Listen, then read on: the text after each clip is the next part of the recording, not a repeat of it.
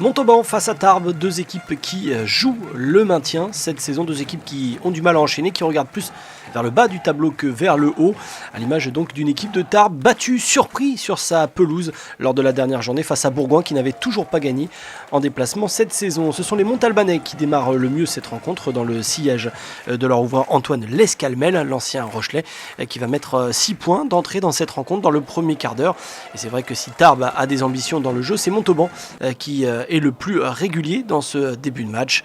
Ici c'est un ballon rendu vers Adrien Domecq, l'arrière tarbais, qui va pouvoir jouer ce ballon de relance et qui va réussir ce rasant directement dans les pieds de Yann Ruel-Gallet, qui va lui taper à suivre et qui va aller inscrire le premier essai de cette rencontre. L'ailier de Montauban qui prend toute la défense adverse à revers, et surtout on parle et on reparlera de ce dégagement, de ce rasant raté d'Adrien Domecq. En tout cas Montauban plie pratiquement cette rencontre dès les 20 premières minutes avec ce score de 16-0 grâce toujours à Antoine Lescalmel. En face, c'est Sébastien Pouet, l'Argentin, qui répond, l'ouvreur de Tarbes.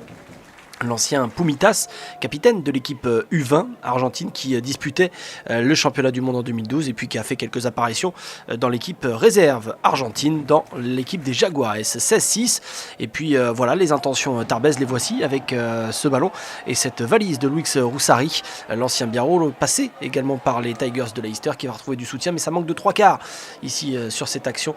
Et vous allez voir que le jeu rebondit derrière et que on va voir Laurent Tranier ici, ça c'est quelques minutes plus tard, Laurent Tranier qui va être pris. Et toujours ces fautes de Tarbes au moment de transformer le jeu, d'essayer de mettre du rythme et du volume.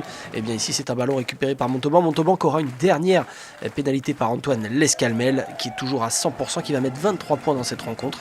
Le score 19-6 à la pause. Au retour des vestiaires, on retrouve Sébastien Pouet. D'ailleurs, on va avoir un duel entre les deux hommes dans ce match qui va être le plus gros score de cette journée de Pro D2, en tout cas l'un des gros scores. Avec ici la réponse de Lescalmel. On va passer largement la barre des 20 points.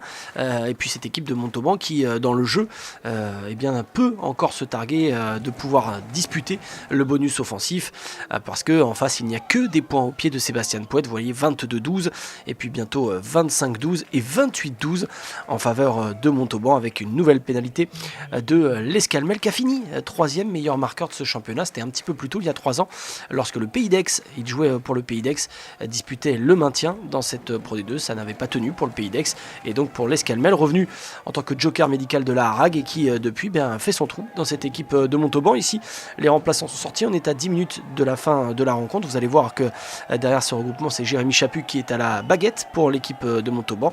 On va éjecter, on va avoir un bon relais de Jordan Roquier qui va passer directement encore une fois sur Jérémy Chaput. On a Thomas Fortunel et Juan Monjon qui vont arriver, et c'est l'essai pour Montauban, le deuxième, plus qu'un, et on a l'essai du bonus offensif, oui, mais les Tarbais vont venir doucher les espoirs des hommes de Sapiac avec cet essai en coin de Philippe Manou, 35-17, il ne sera pas transformé, et on va voir un dernier essai dans cette rencontre. Ce sera un essai de pénalité pour les Tarbais qui jusqu'au bout se seront battus, même si c'était un peu trop tard, avec cet essai de pénalité transformé par Sébastien Pouet.